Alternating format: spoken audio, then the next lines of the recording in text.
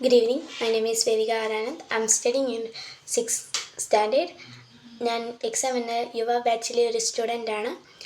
എനിക്ക് എക്സാമിനെ പറ്റി പറയുകയാണെങ്കിൽ ഞാൻ ജോയിൻ ചെയ്യുന്ന സമയത്ത് എനിക്ക് നല്ല എക്സൈറ്റ്മെൻറ്റ് ഉണ്ടായിരുന്നു. അതേപോലെ എൻ്റെ ഏറ്റവും പാടുള്ള സബ്ജക്റ്റ് മാത്സ് ആണ്.